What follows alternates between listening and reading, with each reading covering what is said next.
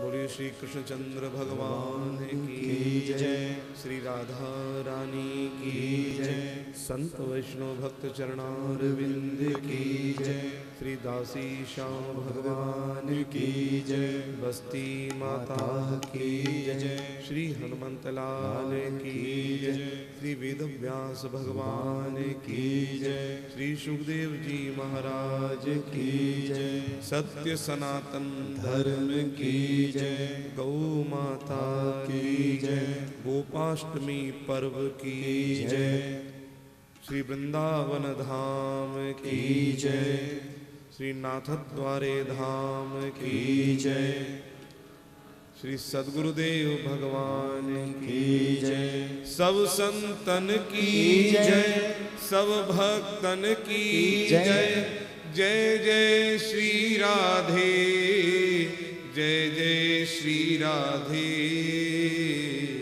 जय जय श्री राधे। नमः पार्वती पतये हर हर महादेव। शंभो नारायण नारायण। प्रेमा भक्ति से ओतप्रोत भगवत चरणारविंद में सर्वात्म समर्पण की यह यात्रा वैदिक यात्रा है। हम सब बड़े भाग्यशाली हैं कि ऐसे भाव वृंदावन में बैठकर के हमको भगवान की माधुरी लीला, भावमय लीला का गायन श्रवण करने का यह अवसर प्राप्त हो रहा है। अनेक जन्मों के पुण्य उदय हों तब कहीं जाकर के यह अलभ्य लाभ इस मानव जीवन में प्राप्त होता है। जन्मांतरे भवेत पुण्यम तदा भागवतम लभेत। धन के बल पर यह प्राप्त नहीं हो सकता। दुनिया में बहुत सारे काम हैं जो साधन साध्य हैं। आप देखो, एक व्यक्ति अपने ऑफिस में बैठा रहता है, एयर कंडीशन ऑफिस है, उससे कोई फिजिकली श्रम करने की आवश्यकता नहीं होती। बस फोन पर सारे इंस्ट्रक्शंस देता है, ये करो ये करो ये करो, और सारे कार्य सिद्ध हो जाते हैं। वो जनरल मैनेजर है, उसकी सैलरी भी सबसे ज्यादा है।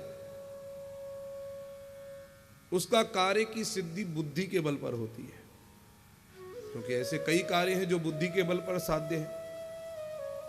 कुछ ऐसे कार्य हैं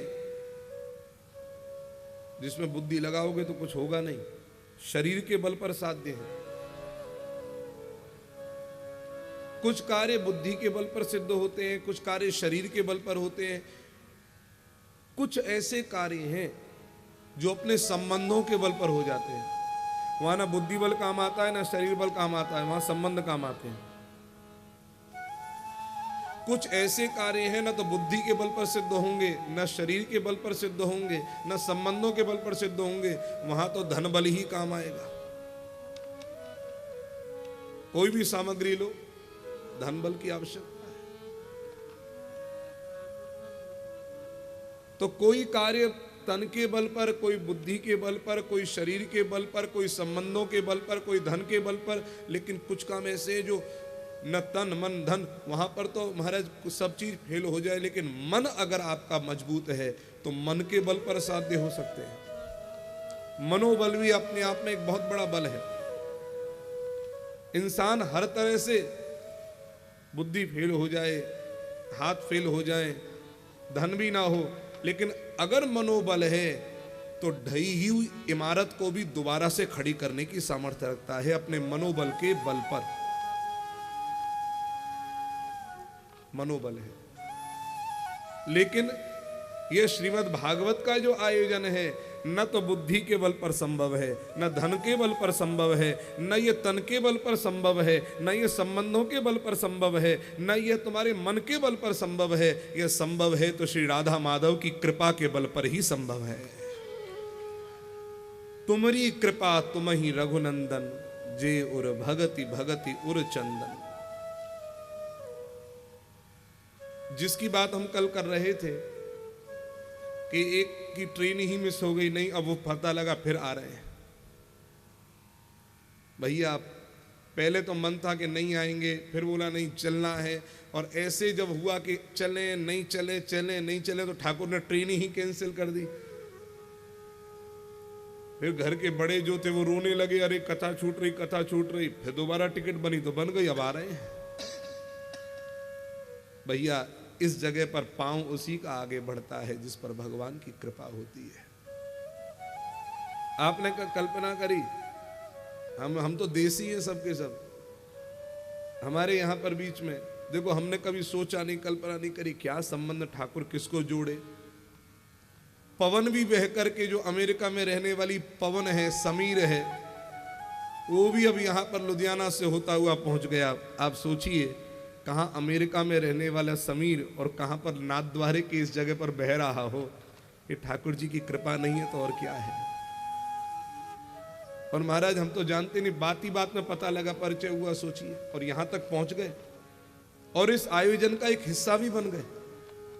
आप देखें, ये उसकी कृपा है। पांव देह एहि मार्ग सोई, उसी का पांव यहां पर आएगा जा पर कृपा राम की होई। नहीं कोई आ नहीं सकता। आइए बड़े प्रेम से हम भी भाव नदी में, इस मंदाकिनी गंगा में स्नान करें। उससे पूर्व मधुराष्टकम बड़े प्रेम के साथ देखो, जिन जिन के पास यह पुस्तक है वह 21 पेज नंबर खोल लेंगे, उन्हें प्राप्त हो जाएगा, और नहीं हो तो तुरंत प्राप्त कर लें और साथ साथ गायन करें। निर्झर अनुराग निर्झर 21 पेज नंबर पर वल्लभाचार्य जी के द्वारा कृत मधुराष्टकम। बड़े प्रेम के साथ में लोग उठ रहे हैं, तो बड़े प्रेम से इसका ध्यान करते हुए इसमें भगवान के एक एक अंग की मधुरता का वर्णन किया है। भगवान का उठना मधुर, भगवान का चलना मधुर, भगवान का बोलना मधुर, भगवान का हंसना मधुर, भगवान का रुक्मणी जी का हरण करके भगवान ना आए तो वो हरण करना भी मधुर। अजय एक बात बचाओ, विचार करो जरा, कोई चोरी करे तो पिटेगा, अगर पकड़ा गया तो पिटेगा, लेकिन एक बात सोचो, ठाकुर हमारे माखन की चोरी करते हैं, नवनीत की चोरी करते हैं, और उसके बाद भी पिटते नहीं है, पूजते हैं।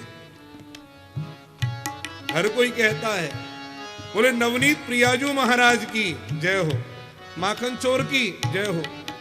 विचार करो, उसका चोरी करना भी मधुर हो गया। क्यों? वो ऊपर से नीचे तक मधुर ही मधुर है, वो जो करे वो ही मधुर। आइए ऐसे मधुर विहारी भगवान का हम सब बड़े प्रेम के साथ में गायन करें और उसके बाद प्रवेश करते हैं कथा में।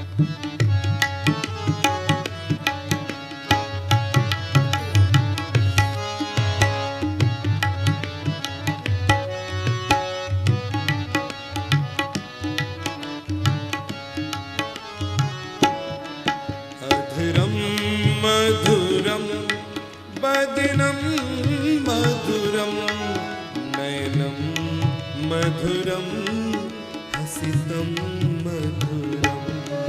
अधरम मधुरम बदनम मधुरम हसितम मधुरम हसितम मधुरम। अधरम मधुरम वदनम मधुरम नयनम मधुरम हसितम मधुरम। अधरम मधुरम वदनम मधुरम नयनम मधुरम हसितम मधुरम। हृदयम मधुरम गमनम मधुरम मधुराधिपतेरखिलं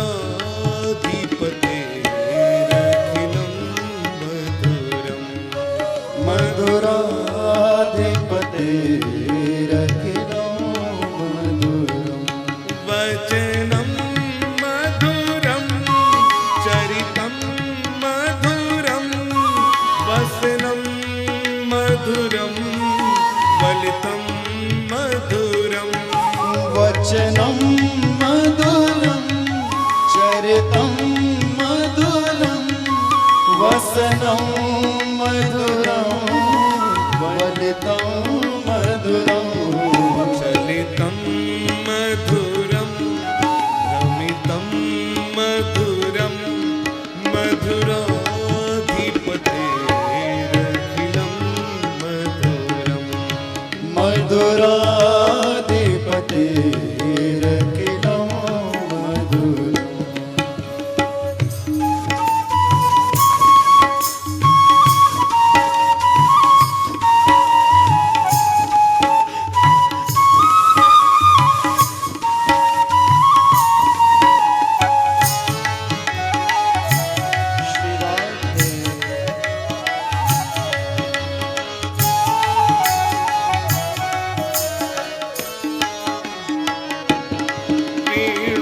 वेणुर्मधुरो वेणुर्मधुरः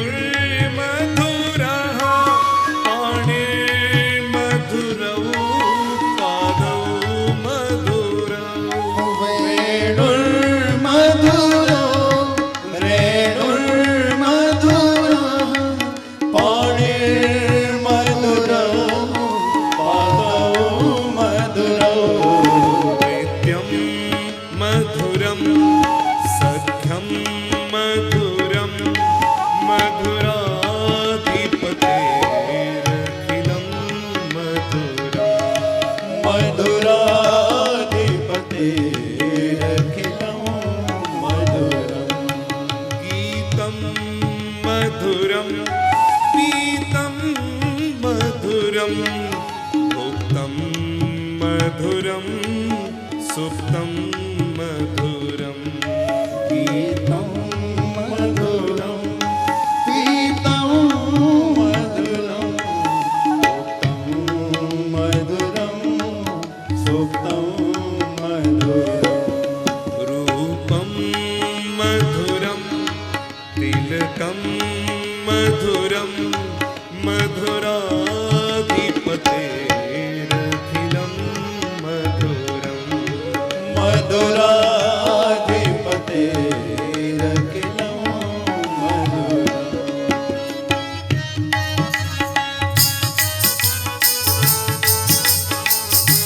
श्री राधे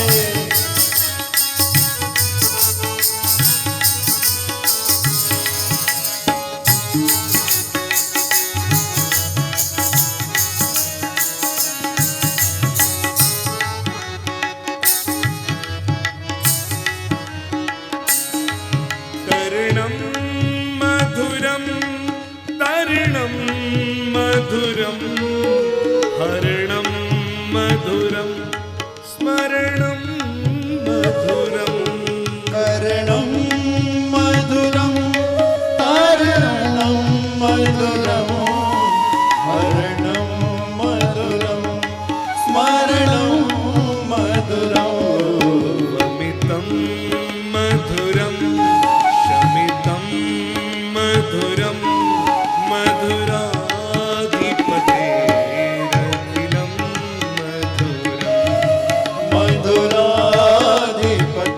मधुराधिपतेरखिलं मधुरम् गुञ्जा मधुरा माला मधुरा यमुना मधुरा वीथी मधुरा गुञ्जा मधुरा माला मधुरा यमुना मधुरा वीथी मधुरा सलिलं मधुरं कमलं मधुरं मधुराधिपतेरखिलं मधुरम् मधुराधिपतेरखिलं मधुरम्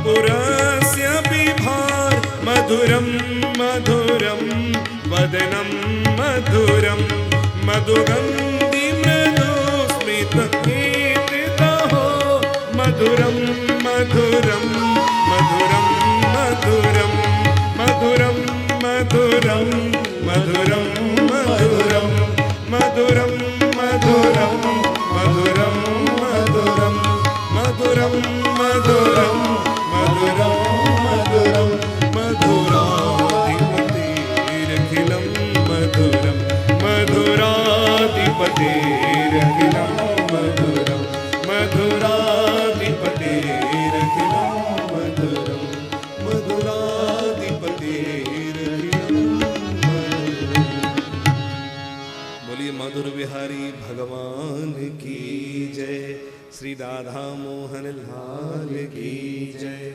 नमः पार्वती पतये हर हर महादेव हर हर महादेव।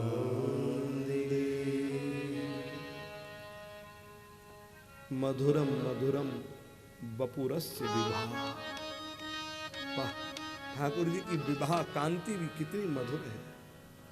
मधुरम मधुरम बपुरस्य विवाह और मधुरम मधुरम बदनम मधुरम।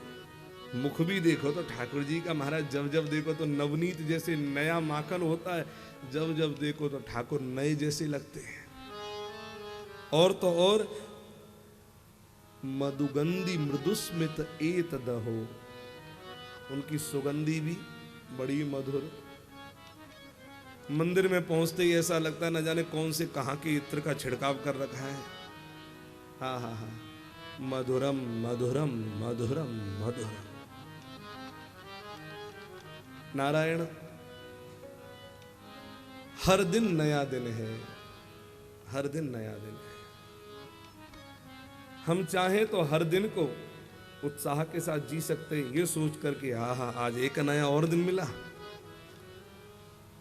और हम चाहे तो निराश होकर के भी जी सकते हैं, कैसा फिर वही दिन और फिर वही रात। ये सब मन के ही चोचले हैं, मन के ही बनावटी ढंग है। वही सुबह, वही शाम, वही रात, वही बनाना, वही खाना, वही जाना। यदि मन में उत्साह नहीं है तो व्यक्ति यही कहेगा, इस दुनिया में अब रखा ही क्या है, ए मालिक मुझे उठा ले। और कोई उत्साह से जीने वाला, उसके लिए तो हर दिन नया है। वो तो जब जब ठाकुर की कथा सुनेगा और जब जब भगवान का दर्शन करेगा, तब तो उसे नवीन अनुभव की प्राप्ति होगी, जो उत्साह से जीता है। उत्साह ही व्यक्ति को, अच्छा देखो, कभी देखो एक व्यक्ति बहुत उदास हो, उससे कुछ कहो, कथा सुना, कथा आ रहे, और उसी व्यक्ति की रुचि की कोई बात उससे कह दो तो तुरंत देखो, ये अनुभव है। आप बच्चों को कहो जो पढ़ना नहीं चाहते, उन बच्चों से कहो तुम्हारे सर आ गए, उठो, रोना चालू।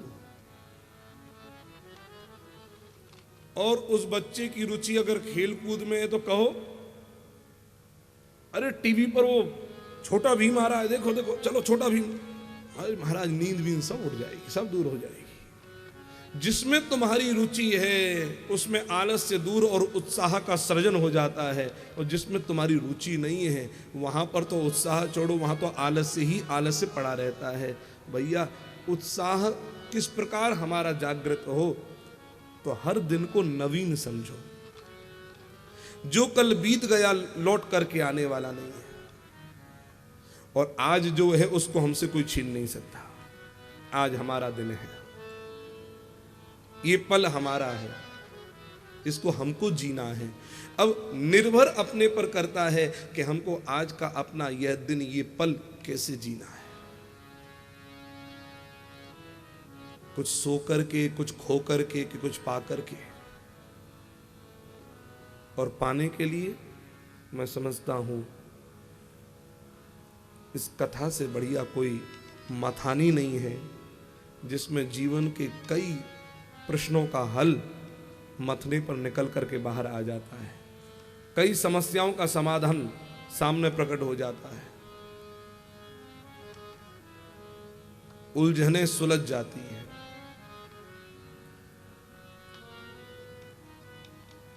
कई बार ऐसा अनुभव आप लोग करते नहीं हो कि चित्त अशांत है, कुछ उदास बैठे हैं, लेकिन ये पता नहीं कि क्यों। ऐसा अनुभव कभी होता है कि नहीं होता? कभी कभी तो अपने दुख का कारण भी पता होता है, लेकिन कभी ऐसा भी होता है कि चित्त तो अशांत होता है, परंतु क्यों हो रहा है ये नहीं मालूम। वेद व्यास जी की वही दशा है। सरस्वती नदी के किनारे पर बैठ करके उदास तो हैं, लेकिन ये पता नहीं कि क्यों। और तब ही देवर्षि नारद का आगमन होता है, और देवर्षि नारद जैसे संत के चरणों में प्रणाम करके वेदव्यास ये पूछते हैं कि मैं इतना उदास हूं, मुझे ये पता नहीं कि क्यों, कोई ना कोई कमी लग रही है, लेकिन पता नहीं कि क्या कमी है, तो आप ही बतावें कि मेरा चित्त अशांत क्यों है, मुझ में ऐसी क्या कमी रह गई। और तब देवर्षि नारद बताते हैं ये कमी रह गई क्यों। कुछ ऐसी चीजें होती हैं कि हमें कई बार अपनी उस कमी का पता नहीं चल पाता, चित्त अशांत होता है, तब उस समय पर एक संत कृपा जब होती है, तब जीवन की वह कमी भी पता लगती है और कमी दूर भी हो जाती है और जीवन का मार्ग प्रशस्त भी हो जाता है। यह कथा हमको सिखाती है। नारायण, कोई कितनी भी कोशिश कर ले, बिना सदगुरु के तो बात बनती ही नहीं है। लाख प्रयास कर ले। गुरु का अर्थ क्या है? हम लोग गुरु गुरु गुरु गुरु आजकल तो चलते फिरते भी गुरु बोल देते हैं, लेकिन गुरु को वास्तविक अर्थ है क्या? बनारस में तो और गुरु चलते फिरते, लेकिन गुरु का वास्तविक अर्थ क्या है? गु शब्द का अर्थ होता है अंधकार, और रू शब्द का अर्थ होता है प्रकाश। जो अंधकार से प्रकाश की ओर ले जाने का कार्य करता है, वही सद्गुरु होता है। गु शब्दस्त्वंधकाराश्च रू शब्दस्त्वन्निरोधकः अंधकार निरोधित्वा गुरुरित्य विधीयते। क्यों आवश्यक? देखो, गुरु माने टीचर नहीं होता। टीचर शब्द भी गुरु के लिए उपयुक्त नहीं है, प्रीचर भी उपयुक्त नहीं है। गुरु तो गुरु ही होता है। गुरु की तुलना पर किसी और से की भी नहीं जा सकती है।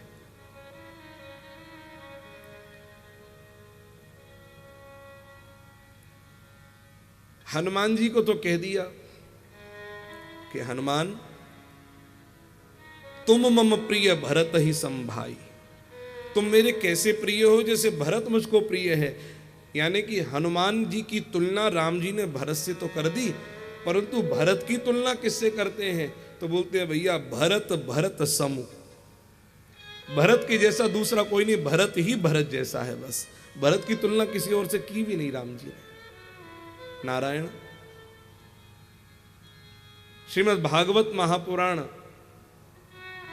आज प्रारंभ होने जा रही है।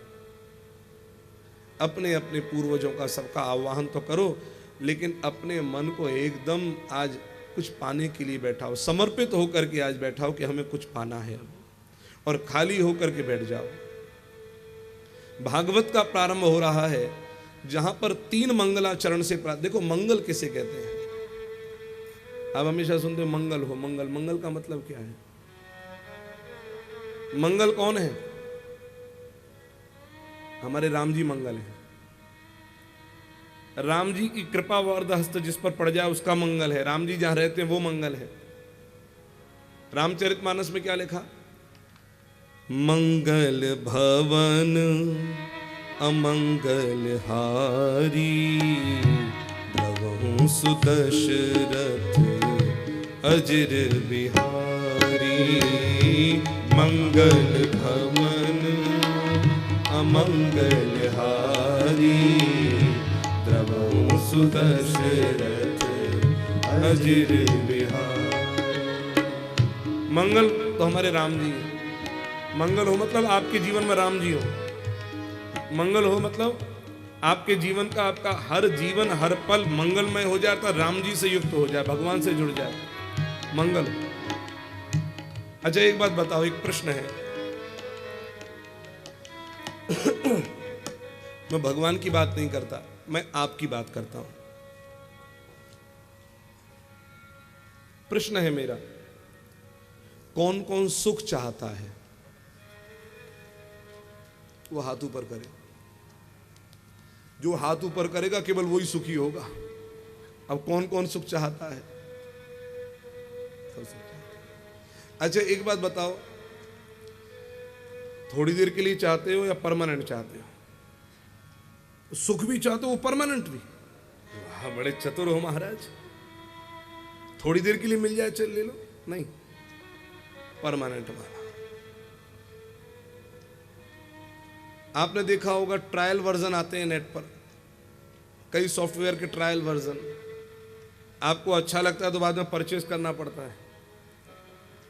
तो ट्रायल वर्जन तो आपको टेम्परेरी सुख मिल रहा है, और सुख आपको अच्छा लगता है कि नहीं लगता?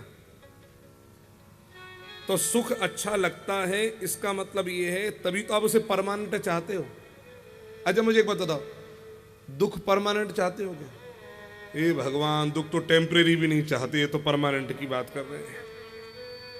क्यों? दुख का भी आपको अनुभव है और सुख का भी अनुभव है। तो दुख का अनुभव इतना हो गया कि अब आप दुख टेम्परेरी भी नहीं चाहते, और परमानेंट आपको इतना सुख प्यारा लगा कि अब उसको टेम्परेरी नहीं चाहते, परमानेंट चाहते हो। अच्छा, सिर्फ थोड़ा सा सुख का अनुभव मिल जाए, पूरा सुख मिले। अनुभव का मतलब अनुभव भी जैसे बहुत तेज गर्मी है और एक अच्छी सी ठंडी हवा चल गई, थोड़ा सुख मिल गया, ठीक है, हल्की हल्की। और एक है एयर कंडीशन रूम, बढ़िया पूरा एसी एकदम ठंडा पड़ा हुआ है।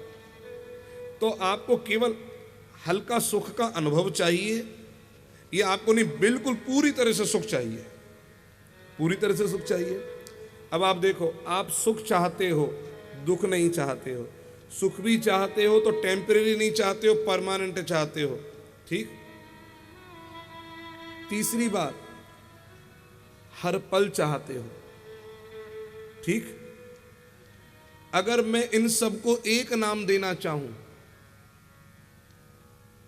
तो आप भगवान राम को चाहते हो। कैसे? राम जी के लिए परिभाषा की गई तो क्या कहा गया?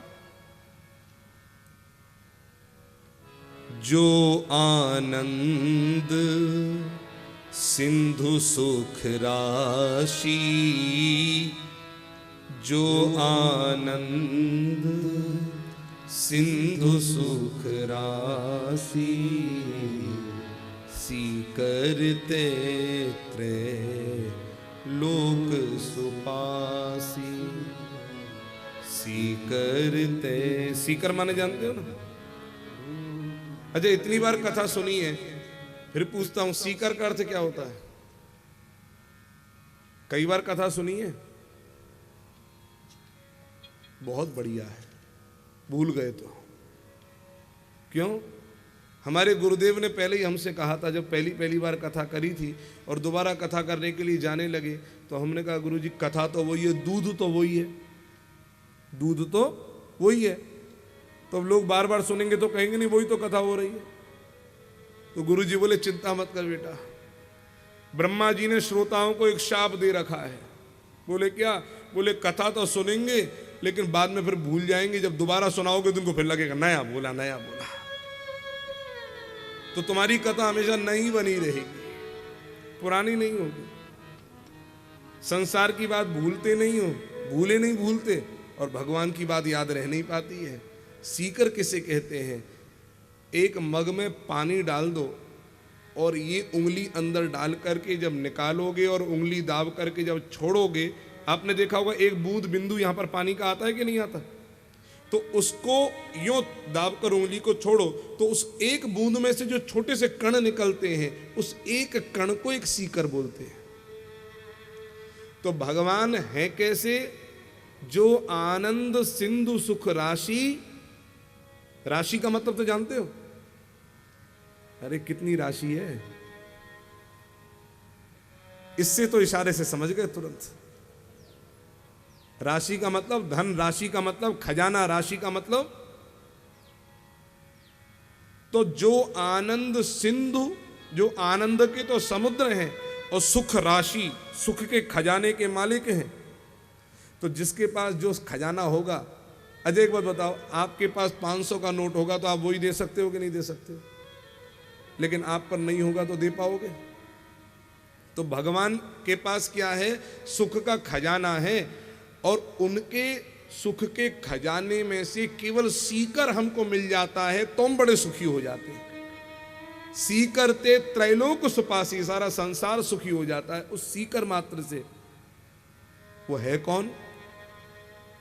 सो सुख धाम राम अस नामा, सो सुख धाम राम अस नामा, अखिल लोक दायक विश्रामा, अखिल लोक दायक विश्रामा।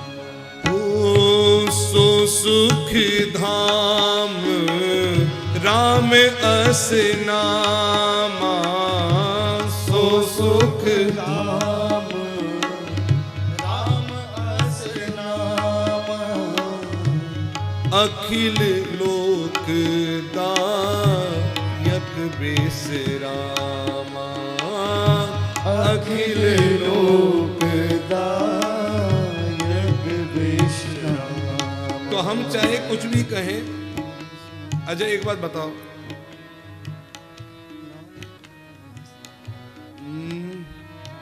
एक उदाहरण है,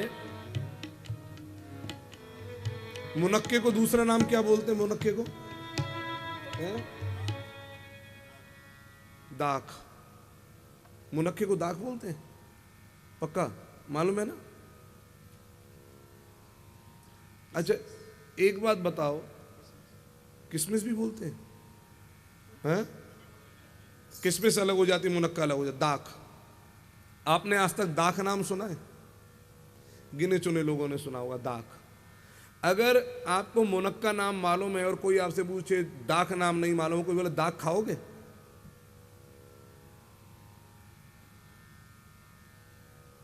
बात एक ही है। हम एक पहले उदाहरण दिया करते, दोनों एक ही चीजें, बड़ा सरल नाम है, हम खुद कंफ्यूज रहते थे उन नामों में।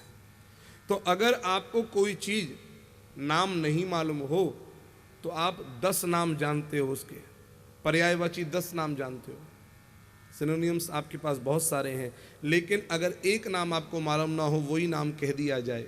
भाव मैं यहाँ पर यह संकेत कर रहा हूँ कि आप लोग मोबाइल फ़ोन में बहुत खुश हो जाते हैं, गाड़ियों में खुश हो जाते हैं, बढ़िया एयर कंडीशन लग्जरी हमको मिल जाए, रूम मिल जाए, उसमें खुश हो जाते हैं।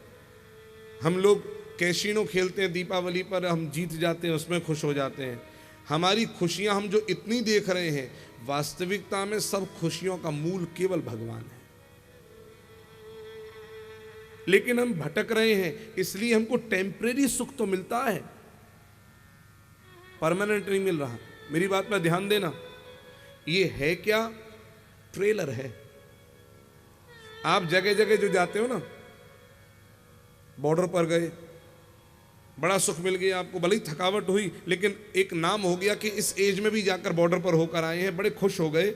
वो खुश आज ही खुशी नहीं है, वो उस समय की खुशी थी, अब वो खुशी नहीं है। वहां पर ट्रेलर दिखाया आपकी खुशी, भीतर आपको आपकी चित्त है ना, चित्त जानते हो? भीतर अंतःकरण में 4 चीजें हैं, मन बुद्धि चित्त अहंकार। चित्त में चित्र आता है, खुशियों का चित्र, दुख का चित्र। तो खुशियों का चित्र जब आता है तो आप बोलते वाह वाह, ये खुश परमानेंट बना रहे। तो तुरंत एक मैसेज डिस्प्ले होगा, you have to purchase this is a trial version, this is a trial version. जो तुम्हें दुनिया में हर जगह मिल रहा है, ये सब कुछ ट्रायल वर्जन है। अगर परमानेंट सुख की प्राप्त करनी है तो उसके लिए आपको श्रीमद् भागवत की कथा में आकर बैठना ही पड़ेगा, आपको परमानेंट सुख प्राप्त होगा। भगवान की कथा में आकर बैठना ही पड़ेगा अगर परमानेंट सुख चाहते हो।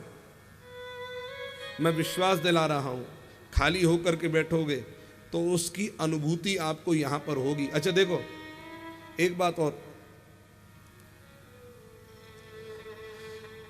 कई लोग यहां पर आते हैं खुशियों से, बड़ी खुशी से। कुछ लोग आते हैं विवशता में। कुछ लोग आते हैं कि महाराज 10 बार गुरुजी ने बुलाया था नहीं गए, इस बार 11वीं बार बुला रहे नहीं जाएंगे तो बात बिगड़ जाएगी, इस बार चले ही जाओ। कुछ लोग इसलिए भी आते हैं। लेकिन जो खुशी से आ रहे हैं उनसे पूछो कि ऐसा तुमको क्या मिल रहा है जो तुम जा रहे हो बार बार? जाना तुम्हें पसंद है, क्या बात है? अच्छा एक बात बताओ, अगर कोई व्यक्ति रसगुल्ला खा रहा है, रसगुल्ला तुम्हारे मुंह में है तो मेरे मुंह में पानी क्यों आ रहा है? रसगुल्ला तुम्हारे मुंह में है तो मेरे मुंह में पानी क्यों आ रहा है? बोले इसलिए आ रहा है क्योंकि उसका स्वाद मैंने लिया है, मैंने भी उस रसगुल्ले को चखा है। मजे की चीज देखना, रसगुल्ला अभी मेरे मुंह में नहीं है, लेकिन जो दूसरा व्यक्ति खा रहा है उसके मुख में खाते हुए देख करके अपने मुंह में रसगुल्ले का स्वाद आना शुरू हो जाता है। कोई व्यक्ति इमली खा रहा हो तो दूसरे के मुंह में अपने, अच्छा इमली खाकर वो चटकारा जो ले रहा है तो अपने मुंह में वह स्वाद कहीं ना कहीं आ जाएगा, तुरंत ही पानी आ जाएगा। क्यों? क्योंकि वो तुमने भी खाया है। अब कोई अमेरिका की कोई ऐसी मिठाई लेकर आए जिसका आज तक खाना तो दूर नाम भी कभी नहीं सुना हो, वो तुम खूब खाते रहो, हमारे मुंह में वो स्वाद आएगा ही नहीं, हमारे मुंह में वो स्वाद आएगा ही नहीं, हमको वो चटकारा आएगा ही नहीं। हाँ, एक बार कहीं खा लिया तो फिर दोबारा वो स्वाद लग गया तो फिर वो आएगा ही आएगा स्वाद। बस भैया ऐसी ही बात है कि जिसने भगवान की कथा का एक बार स्वाद ले लिया है वो तो जब जब कथा सुनेगा तो मुंह में चटकारा अपने आप ही आने लग जाएगा।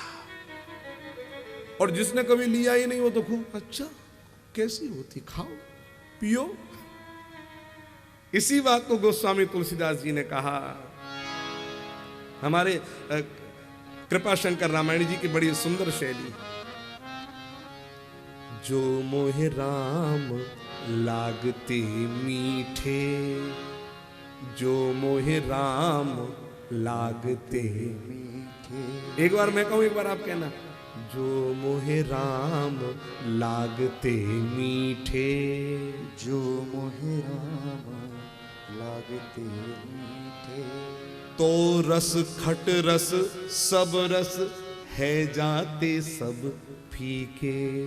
तो रस खट रस नव रस 10 रस है जाते सब फीके। जो मोह राम लागते मीके, जो मोह राम लागते मीके। महाराज एक बार कहीं ये प्रियता, ये स्वाद चख लिया, एक बार चख लिया। मैं कहता हूं अच्छा एक बार चखने के लिए क्या करना पड़ेगा? एक बार चखने के लिए आपको, मुझे इस समय गंगूराम की दुकान याद आ रही है, कलकत्ते में गंगूराम है, या मुझे अहमदाबाद का ग्वालिया याद आ रहा है। अब मुझे एक बात बताओ, मुझे अगर गंगूराम की दुकान की मिठाई खानी है, 2 ही काम करने पड़ेंगे। या तो मुझको वहां जाना पड़ेगा, यहां से मिठाई मंगवानी पड़ेगी, करना पड़ेगा, कुछ तो करना पड़ेगा। मैं यहां पर गंगूराम करता रहूं तो मिठाई आ जाएगी मुंह में? श्रम तो करना पड़ेगा, कुछ तो करना पड़ेगा हमको अगर पाना है तो भैया अगर एक बार इस रस को चखना है, एक बार चखना है, तो कम से कम 7 और 8 दिन के लिए एकदम अज्ञ बनकर के इस कथा में बैठ जाओ। एकदम अज्ञ, कुछ पाने के लिए भूखे बनकर, प्यासे बनकर बैठ जाओ। एक बार खाली करके मन को बैठ जाओ और फिर तमाशा देखना। फिर बैठे बिना जीवन में कभी रह नहीं पाओगे, फिर आए बिना कभी रह नहीं पाओगे। एक बार रस लग गया, ये रस बड़ा विचित्र है, लगता नहीं जल्दी से, और लग गया तो फिर छूटता नहीं है। हाँ हाँ हाँ। बनवारी रे जीने का सहारा तेरा नाम रे, मुझे दुनिया वालों से क्या काम रे। बनवारी रे, जीने का सहारा तेरा नाम रे, मुझे दुनिया वालों से क्या काम रे। बनवारी रे, जीने का सहारा तेरा नाम रे, मुझे दुनिया वालों से क्या काम रे।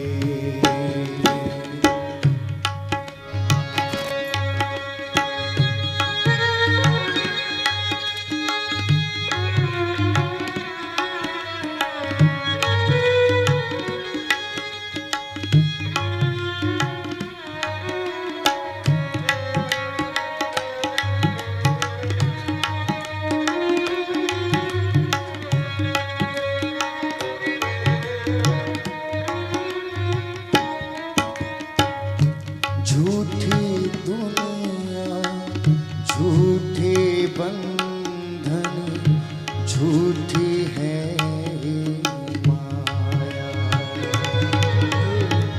झूठी दुनिया, झूठे बंधन, झूठी है ये माया।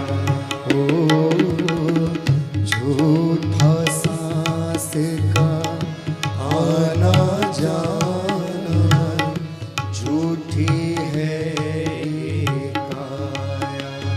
ओ यहाँ सांचो तेरो नाम रे, बनवारी रे, जीने का सहारा तेरा नाम रे, मुझे दुनिया वालों से क्या काम रे।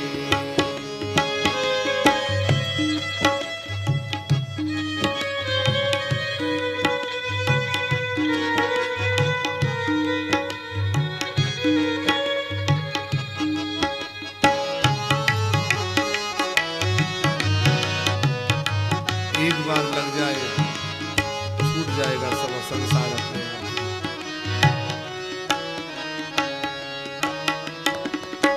रंग में तेरे रंग गए गिरधर, छोड़ दिया जग सारा। रंग में तेरे रंग गए गिरधर, छोड़ दिया जग सारा। ओ बन गई तेरे प्रेम की जोगन, लेकर मन एक तारा।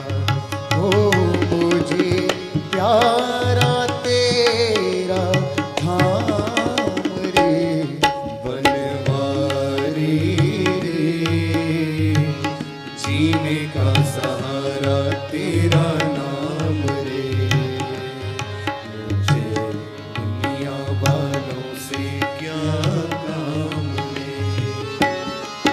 बनवारी रे, जीने का सहारा तेरा नाम रे, मुझे दुनिया वालों से क्या काम रे।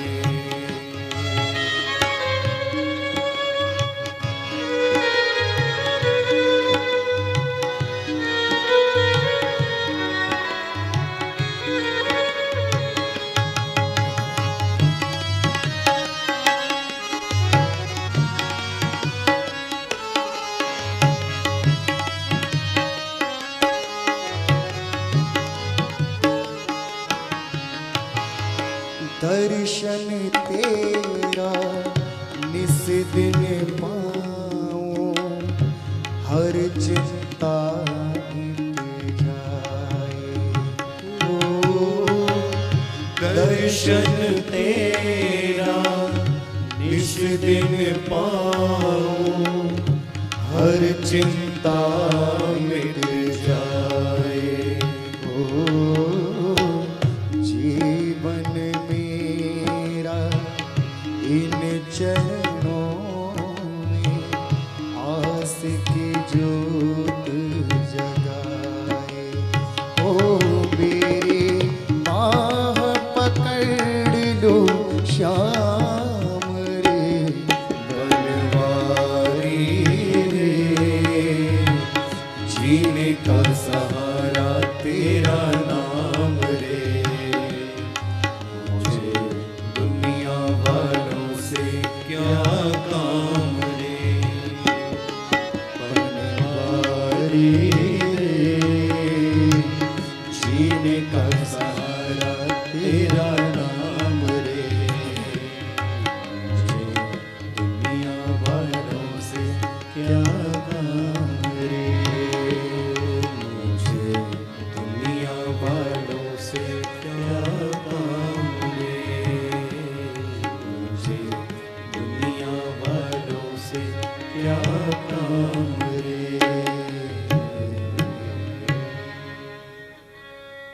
ऐसी लगन लगे तो संसार से फिर क्या प्रयोजन रह गया।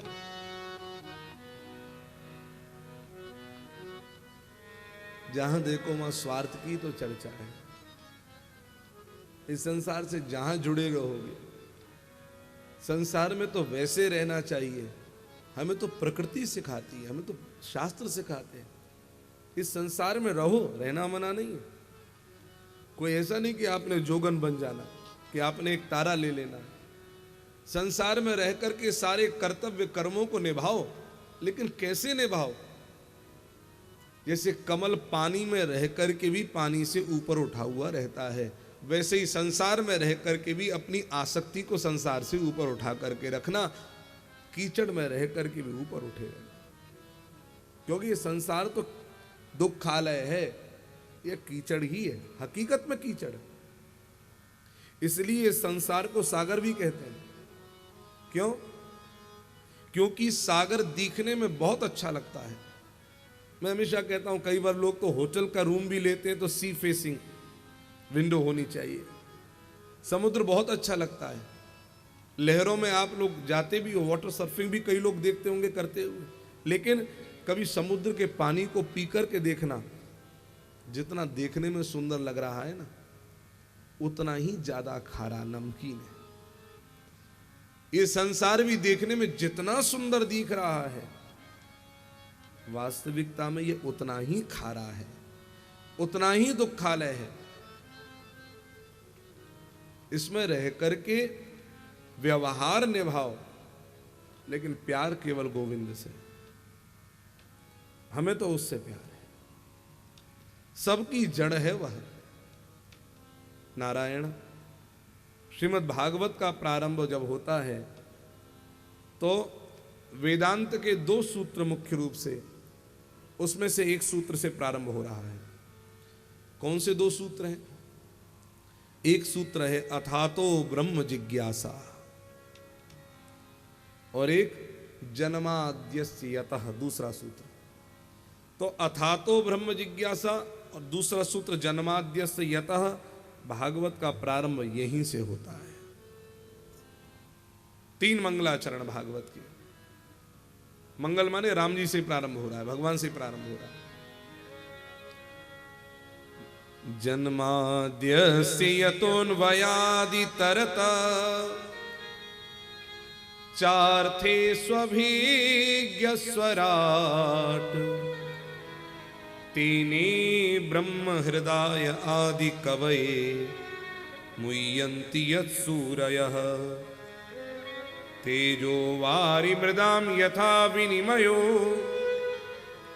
यत्र त्रिसर्गो मृषा धाम्ना स्वेन सदा निरस्तकुहकं सत्यं परं धीमहि धर्मः प्रोजितकैतवोऽत्र परमो निर्मत्सराणां सतां वेद्यं वास्तववस्तुमत्र शिवदं तापत्रयोन्मूलनं श्रीमद्भागवते महामुनिकृते किं वा परैरीश्वरः सद्यो हृद्यवरुध्यतेऽत्र पृथिवी शुश्रूषुभिस्तत्क्षणात् निगम कल्पतरोर्गलितं फलं शुकमुखादमृतद्रव संयुतं पिबत भागवतं रसमालयं मुहुरहो रसिका भुवि भावुकाः। ये 3 श्लोक मंगलाचरण के। पहला प्रारंभ। पहला श्लोक श्री वेदव्यास जी का मंगलाचरण है। दूसरा श्लोक श्री सुखदेव जी का मंगलाचरण है और तीसरा श्लोक श्री सूत जी महाराज का मंगलाचरण है। भागवत के पहले मंगलाचरण की सबसे बड़ी विशेषता यह है कि यहां किसी का भी नाम लेकर के स्पष्ट रूप से प्रणाम नहीं किया गया। पहली विशेषता, पहला वैशिष्ट्य। क्यों? अगर किसी का भी नाम लेते हैं तो किसी न किसी संप्रदाय वाले के मन में इस ग्रंथ के प्रति ईर्ष्या भाव उत्पन्न हो सकता है। मान लिया जैनियों के सामने अगर यहां कृष्ण नाम ले लेंगे तो जैनी कृष्ण को तो क्या मानते हैं आप लोग जानते ही हैं। यदि अल्लाह का नाम ले लेते हैं, इसमें खुदा का नाम ले लेते हैं, तो बाकी लोगों को ठेस पहुंचेगी। यदि राम का नाम ले लेते हैं तो भी वहां पर कहीं ना कहीं पर यह भावना आ जाएगी कि तो हमारे भगवान का ग्रंथ है, हमारा ग्रंथ है, सांप्रदायिकता वाली बात आ जाएगी। तो किसी का भी नाम ना लेना यहां पर असंप्रदायिक बात की गई, संप्रदाय की बात कहीं नहीं है। ये एक अकेला ऐसा ग्रंथ है जिसको सारा संसार मानेगा, सारा संसार, क्योंकि यहां पर जिसको प्रणाम किया गया है उसको तो सारा विश्व मानता है। कौन है वह? सत्यम परम धीमहि, सत्यम परम धीमहि परम सत्यम ध्यायेमः। परम सत्य को प्रणाम किया गया। भैया सत्य ही सबसे बड़ी शक्ति है। सत्य के कारण ही सूर्य उदय होता है, सत्य के कारण ही हवा चलती है, सत्य के कारण ही ग्रीष्म वर्षा शरद आदि ऋतु आती है। सत्य के कारण ही। दिसंबर में ग्रीष्म ऋतु आएगी? नहीं आएगी। ज्येष्ठ में शीत ऋतु आएगी? शरद ऋतु? नहीं आएगी। जिस समय जिस ऋतु को आना है, यह परम सत्य की सत्ता के कारण ही उस समय पर वही ऋतु आ रही है। सत्येन वायुरायाति सत्येनादित्य रोचते सत्यम प्रतिष्ठितम ब्रह्म सत्यम सर्वम प्रवर्तते। सत्य, लेकिन यहां पर सत्य को प्रणाम नहीं है, यहां पर है परम सत्यम ध्यायेमः। सत्य कौन है? हमारे कृष्ण सत्य है। सत्य कौन है? हमारे राम सत्य है। सत्य कौन है? हमारे हनुमान सत्य है, शंकर सत्य है। ये सब सत्य सत्ता है, परंतु यहां सत्य को नहीं, यहां परम सत्य को प्रणाम किया जा रहा है। और परम सत्य और सत्य में अंतर क्या है?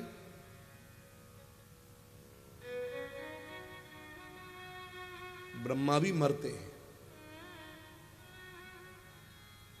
शाश्वत नहीं है। शंकर का भी जन्म होता है, ब्रह्मा के पुत्र हैं शंकर।